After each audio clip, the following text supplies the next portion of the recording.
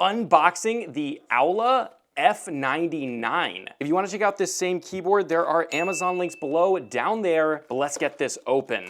Popping this open. I like the variety in colorway. We've got a total copy of Keychron right here. This is literally like the same thing Keychron does. That's fine, I don't mind it. We've got a nice dust cover, not incredibly thick, but not like a just cheap piece of crap. Like this is actually usable. We've got your manuals and then the keyboard itself. And I like the colorway. It's not something I would probably personally pick for myself, but I like to add variation when I buy these keyboards. Feels good, no suspense there, though there will be a sound test. So we've got a little like metal plaque here for the USB, and it says USB. Bluetooth wired, your 2.4 gigahertz USB dongle, and then Type-C. And this is non-magnetic, just like kind of holds on to it there. Let's go to Bluetooth and see if this has RGB. Non-shine through keycaps, but it does have that, which is awesome. Oh, I love that. That's really clean. Any other RGB? Doesn't look like it, but the backlight looked like it was actually fairly bright. We have dual stage risers here. In hand, this feels very, very solid and well put together. Let's see if it has flex. Yeah, very, very little. It does have a little bit, but again, this is denser, higher quality plastic. Again, dual stage risers are super nice. Rubber here, rubber there. Nice edges that are kind of sharp, but also not sharp to the touch. We have this line around the whole keyboard, which adds a nice touch there. And these keycaps are a little bit thicker than your average keycaps, and that gives us a glimpse at the switches, which are Leo Bogs, which I just had on another keyboard, which I really like. So I think this is like kind of a sub-brand of Yunzai. The Yunzai B75 is very similar to this. It feels very similar overall. Even the placement of these is extremely similar. However, the keycaps are definitely different, and the colorway, and obviously slightly different design, but overall feels very, very similar. We can also see an immense amount of flex. I'm not even pressing that hard, guys. Like, check this out. This is me pressing hard. Like, that's an immense amount of flex. Very cool. Okay, also in the box, we've got a gray USB Type-C, just like the Yunzai B75. So I'm thinking this is exactly just a subset of Yunzai, possibly. We've got a keycap / switch puller, and then we've got some more of those switches here, which are for sure the reason that you'd want to get this keyboard. These switches are really good. I really like them a lot. Okay, but let's get to the sound test.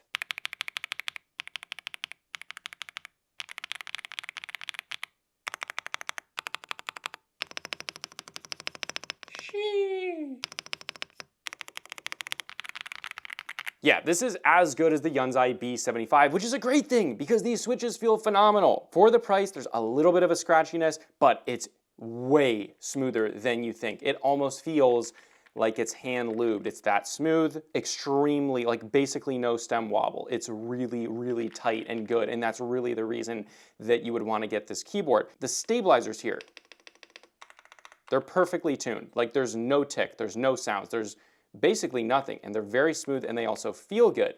As a keyboard objectively, this is like top tier for the price that you're paying. If this is anything similarly priced to the B75, which I think you could get for like 60, 70 bucks, this is a crazy good keyboard. And between this and the B75, it's literally just about whether you want a knob. I personally wouldn't care really which one I get because they're very, very, very, very similar. But with that, let's get to the full review. The Aula F99, coming in at a price tag of $82.89. This has a little bit more of a unique form factor. It is a 96% keyboard. This has a two-piece plastic case with rounded edges, unique angles, and indents, as well as a small RGB light bar between the number pad and the letter keys that's actually very bright and well diffused. The case feels very dense and well put together. There's minimal flex, dongle storage, a mode selecting switch, and a machined metal looking accent around the USB-C and the hub. As for dampening here, there is foam between the plate and the PCB, a switch dampening pad, noise canceling film, pour-on foam, and silicone in the case. And then this is also gasket mounted. It is crazy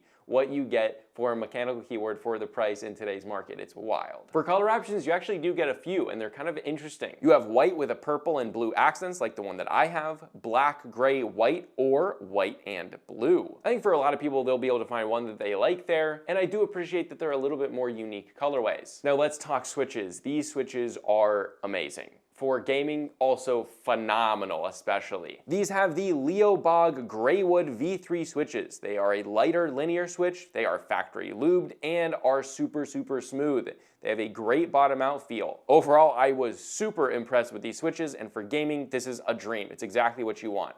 Definitely a huge highlight and selling point of this keyboard. The sound, which you'll hear soon enough, is also satisfying. As well, if for some reason you don't end up loving these switches, this is fully hot swappable with 3 and 5 pin switches. You can always swap them out. Now for the keycaps and stabilizers, the stabilizers here are plate mounted, and they are very well lubed and tuned from the factory. There is some very minimal ticking on some of the stabs, but you really have to listen for it. Overall, these are great, as you'll hear in the sound test. As for keycaps, these are non-shine-through double-shot PBT keycaps. They have a slight texture, nice thickness, and the printing is also pretty good as well. But with that, take a listen to the sound test.